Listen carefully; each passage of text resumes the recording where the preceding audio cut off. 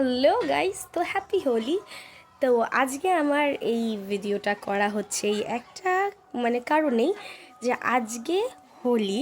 তাই সবাই স্বাভাবিক ব্যাপার এই দিনটার জন্য অপেক্ষা করে থাকে যে সবাই মিলে আনন্দ করবে, দোল খেলবে। বাট মাঝখানে এই কতদিন ধরে, এই রিসেন্টলি কতদিন ধরে একটা রিউমার্স সবার মধ্যে ছড়াচ্ছে ইন্টারনেটে যে চন্দ্রগ্রহণ চন্দ্রগ্রহণ। তো হ্যাঁ, চন্দ্রগ্রহণ হচ্ছে, বাট এইটা সবার মধ্যে ছড়িয়ে যাচ্ছে যে চন্দ্রগ্রহণের মধ্যে কোনো মতেই দোল খেলা যাবে না।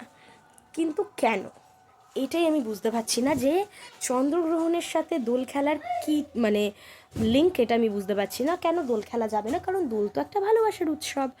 এই দিনটাতে তো স্বাভাবিক ব্যাপার সবাই দোল খেলবে, এইটা একটা আনন্দ করারই দিন। এইটাতে জাস্ট চন্দ্রগ্রহণ হচ্ছে দেখে আপনারা এইটার সাথে ওটাকে লিঙ্ক আপ করে মানুষের আনন্দ কেন কেড়ে নিচ্ছেন?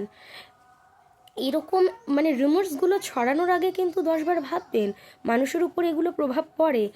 চন্দ্রগ্রহণের জন্য কোনো দিনই এরকম কোনো কিছু বাধা ধরা নিয়ম নেই যে কোনো দিনও আনন্দ করা যাবে না, এই জিনিসগুলো কিন্তু লেখা নেই। হ্যাঁ, ছোট ছোট কিছু নিয়ম আছে, সেগুলো আমরা মানি, সবাই মানি এবং মানা উচিত আমার মনে হয়। কিন্তু তার জন্য আনন্দ করা যাবে না, কারোর সাথে হাসি মজা করা যাবে না, দোল খেলা যাবে না, এরকম কোনো নিয়ম কিন্তু লেখা নেই। তাই প্লিজ এই ইন্টারনেট দুনিয়ার যে এই রুমার্সগুলো, এইগুলোতে আপনারা বিশ্বাসী হবেন না। না হয়ে আমার মনে হয় নিজের মতো আনন্দ করাটাই আপনাদের জন্য ভালো। তাই এই ভিডিওটা এই জন্যই করা, যাতে আপনারা দোল খেলার আগে দুবার ভাবতে না হয় যে না, চন্দ্রগ্রহণ হচ্ছে দেখে দোল খেলতে পারবো না, যদি কোনো বিপদ হয়।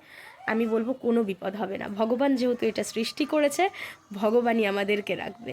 রাখে হরি তোমারে কে? এইসব ফালতু নিউজের উপর বিশ্বাস করে নিজের আনন্দটা প্লিজ মাটি করবেন না। তো আপনাদের সবাইকে আবারও জানাই হ্যাপি হোলি।